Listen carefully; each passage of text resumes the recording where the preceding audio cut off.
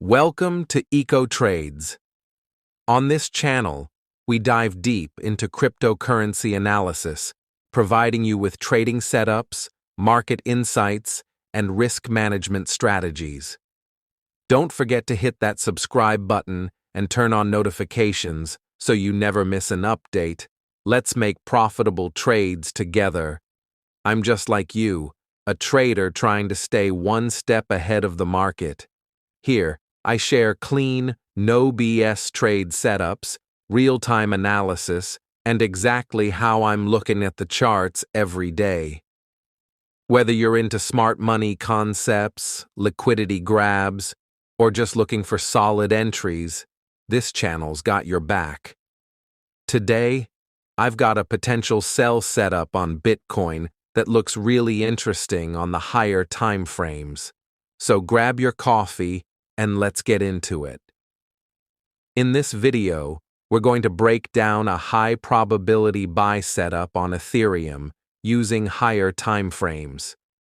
The risk on this setup is relatively low, and the chances of failure look minimal based on the current structure. Just a quick note, this is not financial advice. Always do your own research and make sure it aligns with your strategy.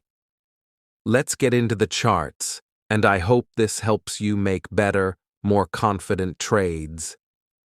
This signal could even be considered for long-term investment. And as I go through the chart, I'll also share any educational tips or ideas that come to mind. All right, let's dive into the analysis. Let's start this video by taking a broader look at Ethereum's price action over the long term. From the early stages of ETH's price discovery, we saw a strong initial rally here.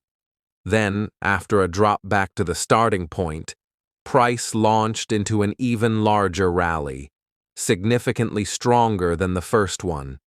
Now, after that major rally, the price has dropped and hasn't been able to break either a new higher high or lower low.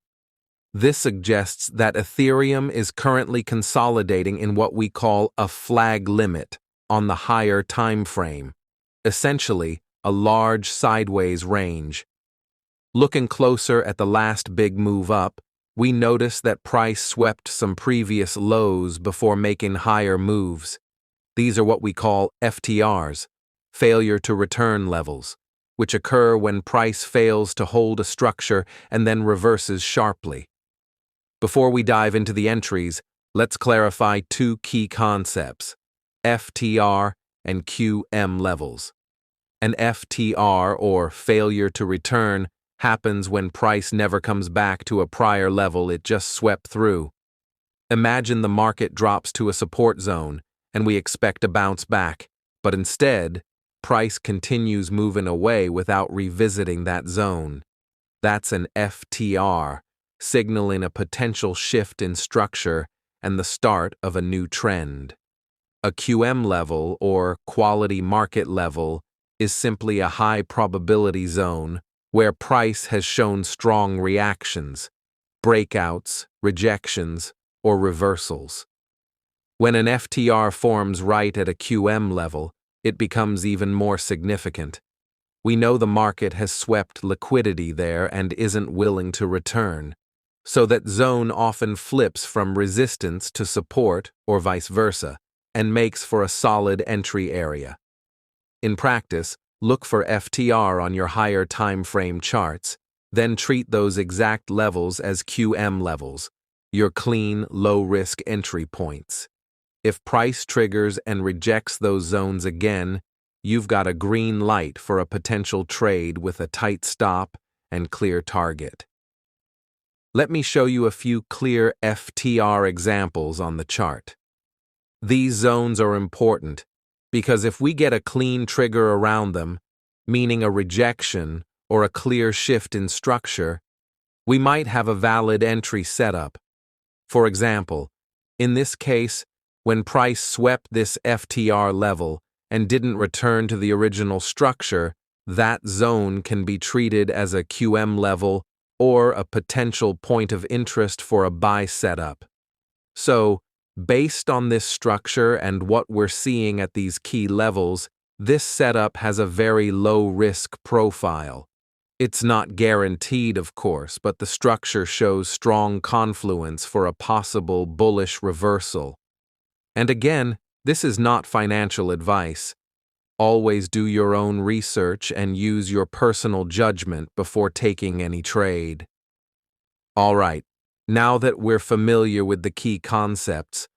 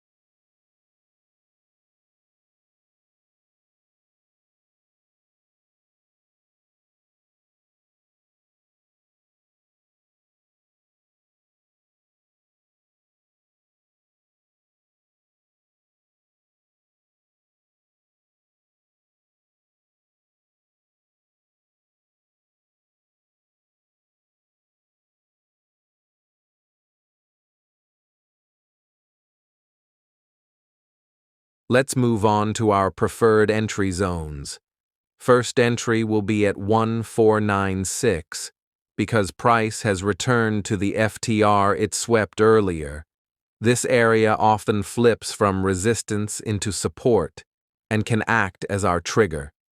If that level fails, we have a second entry at 1293, which is another high-interest zone that looks clean on the higher time frame. Stop loss for the first entry goes below 1074, and our initial target is 3570. For the second entry, stop loss is at 1704 and target at 3570. As always, assess price behavior at your entry, preferably without excessive momentum, and remember to factor in your own risk management. This isn't financial advice. Do your own research and trade safely.